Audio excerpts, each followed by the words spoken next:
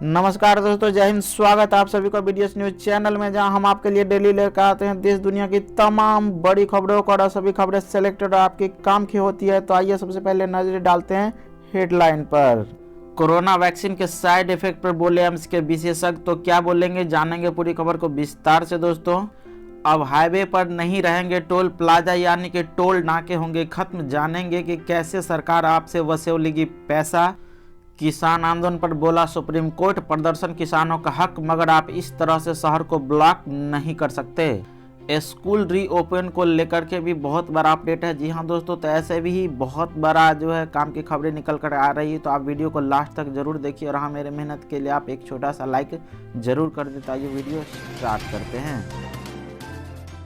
Corona vaccine के side effect पर बोले एम्स के विशेषज्ञ, हमें पहले से रहना होगा तैयार। आपको बता दें दोस्तों, कोरोना वायरस ने पूरी दुनिया में तांडव मचाया। अब लंबे इंतजार के बाद कोरोना वैक्सीन आ गया है। जल्दी ही कोरोना वैक्सीन का टीकाकरण शुरू हो जाएगा।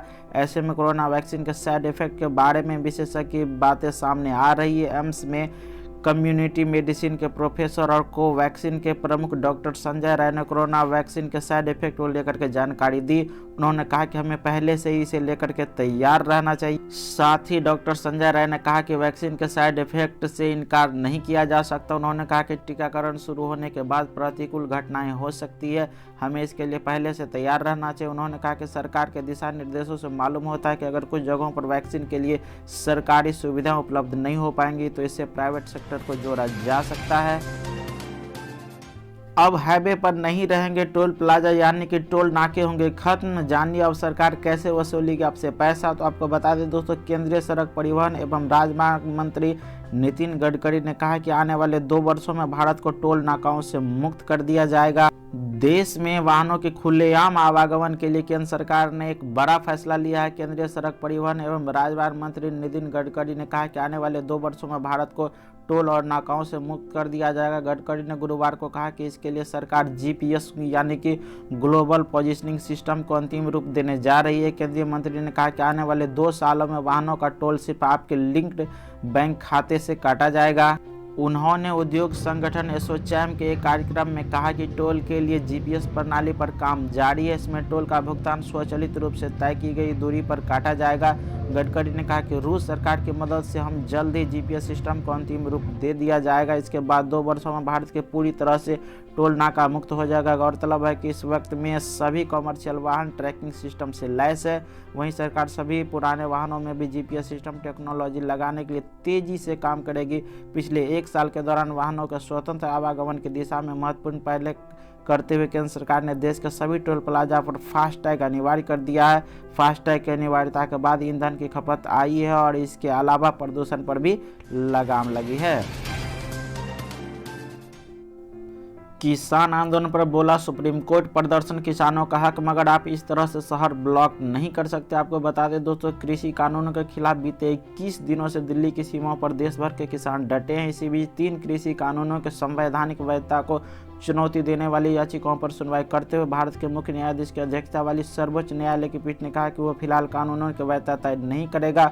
कोर्ट ने कहा कि अगर किसान और सरकार वार्ता करे तो विरोध प्रदर्शन का उद्देश्य पूरा हो सकता है और हम इसी व्यवस्था करना चाहते हैं। बता दें कि इससे पहले सर्वोच्च अदालत ने बुधवार को संकेत दिया था कि वह एक कमेटी बना सकती है जिसमें किसान संगठनों के लोग भी होंगे, ताकि गतिरोध टूटे ना, किसानों का धरना समाप्त हो। आपको बताएं कि कृषि कानून के मसले पर सुप्रीम कोर्ट ने कहा कि आज हम जो पहली और एकमात्र चीज तय करेंगे वो किसानों के विरोध प्रदर्शन और नागरिकों के मौलिक अधिकारों को लेकर के है। कानूनों की वैधता का सवाल इंतजार कर सकता है। सुनवाई के दौरान चीफ जस्टिस एस.ए. बोबडे ने कहा कि किसानों को प्रदर्शन का हक है, लेकिन ऐसे कैसे हो, इस पर चर्चा हो सकती है। कोर्ट ने कहा कि हम प्रदर्शन के अधिकार में कटौती नहीं कर सकते। केवल एक चीज जिस पर हम गौर कर सकते हैं वह है कि किसी के जीवन को नुकसान नहीं होना चाहिए। वहीं पर कृषि मंत्री नरेंद्र सिंह तोमर ने किसानों को पत्र लिखकर गिनाए कृषि कानूनों को फायदे। आपको बताया, सुप्रीम कोर्ट गुरुवार को किसानों के मुद्दे पर एक समिति गठित कर सकती है। हालांकि किसानों का कहना है कि ऐसे किसी पैनल का कोई मतलब नहीं है। इस मसले पर सुप्रीम कोर्ट में सुनवाई जारी है। साथ ही केंद्रीय कृषि मंत्री नरेंद्र सिंह तोमर ने किसानों के नाम पत्र लिखकर कृषि सुधार कानून के फायदे गिनाए। इसके तहत ही उन्होंने कहा कि न्यूनतम समर्थन मूल्य प्रणाली जारी रहेगी। किसान प्रदर्शन को लेकर बीजेपी महासचिवों की बैठक में हिस्सा लेने के बाद अमित शाह बीजेपी मुख्यालय से निकल गए हैं। इस बैठक में कृषि और वाणिज्य मंत्री भी मौजूद रहेंगे।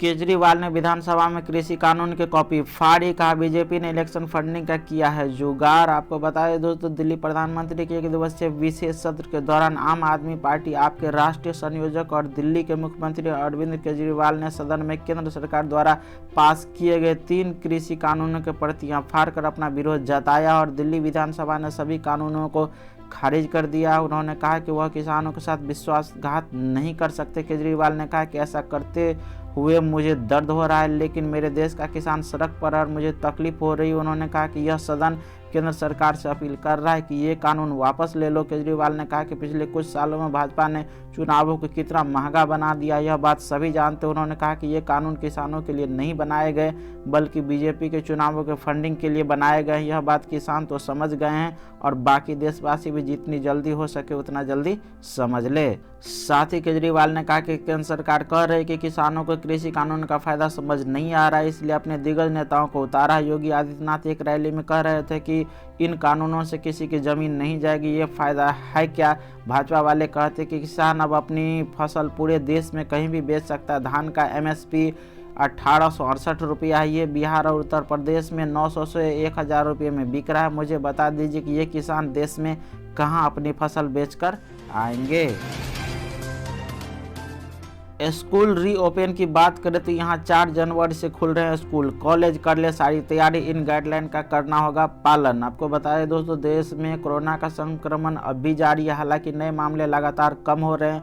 अनलॉक के दौर में अब देश में स्कूल कॉलेज भी खुल गए हैं, कई राज्यों में स्कूल खुल गए हैं तो कई राज्यों में नए साल यानी कि 2021 में स्कूल खोलने पर फैसला लिया गया है। इस बीच पुदुचेरी सरकार ने भी स्कूल कॉलेज खोलने के लिए अपना पहल बनाए हैं। राज्य के कृषि और शिक्षा मंत्री आर कमलाकरन ने बताया सभी स्कूलों को अगले साल 4 जनवरी को फिर से खोला जाएगा। नई शुरुआत की बात करें तो भारत बांग्लादेश के बीच 55 साल से बंद रेल लिंक शुरू। मोदी बोले पड़ोसी पहले, पॉलिसी में बांग्लादेश अहम।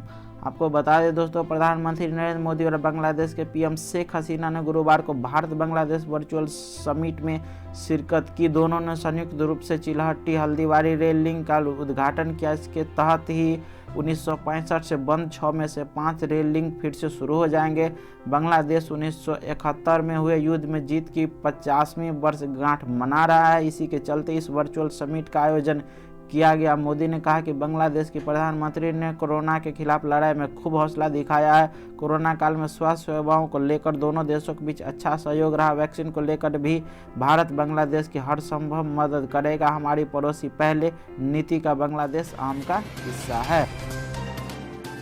भारत को एक बहुत बड़ी कामयाबी मिली है, इसरो का सैटेलाइट लॉन्च किया गया और इससे मोबाइल और टीवी के सिग्नल बढ़ाने में होगा मदद। आपको बताएं दोस्तों, इसरो ने मोबाइल फ़ोन से लेकर टीवी तक के सिग्नलों के स्तर को सुधारने के लिए कम्युनिकेशन सैटेलाइट CMS-01 को PSLV C-50 रॉकेट से लॉन्च कर दिया है। बृहस्पतिवार दोपहर सैटेलाइट को चेन्नई से 120 किलोमीटर दूर श्रीहरिकोटा स्थित सतीश धवन अंतरिक्ष केंद्र के दूसरे लॉन्च पैड से रवाना किया गया। इसरो के अध्यक्ष डॉक्टर के सिवन ने जानकारी दी कि PSLV C-50 पूर्व निर्धारित कक्षा में सफलतापूर्वक पहुंच गया है। इसरो के अध्यक्ष ने बताया कि PSLV C-50 ने CMS-01 संचार उपग्रह को सफलतापूर्वक पूर्व निर्धारित कक्षा में पहुंचा दिया है। उपग्रह अच्छी तरह काम कर रहा है। वहीं पर यदि मौसम अपडेट की बात करें तो यूपी दिल्ली शीतलहर की चपेट में। उत्तर भारत में अगले 3 दिन तक चलेगी ठंडी हवाएं। आपको बताएं दोस्तों, उत्तर भारत में शीतलहर का प्रकोप जारी है। मौसम विभाग के अनुसार पंजाब, हरियाणा, चंडीगढ़, दिल्ली, पश्चिमी उत्तर प्रदेश और उत्तर राजस्थान में अगले 3 दिन तक ठंडी हवाएं चलने का अनुमान है। उत्तर प्रदेश, उत्तराखंड, उत्तर राजस्थान, बिहार और हरियाणा में सुबह और शाम को घना कोहरा छाया रहेगा। उत्तरी राज्यों में न्यूनतम तापमान में पिछले कुछ दिनों में 3 से 4 डिग्री सेल्सियस की गिरावट दर्ज की गई है। वहीं दिल्ली में कंपकंपाती ठंड का दौर जारी है।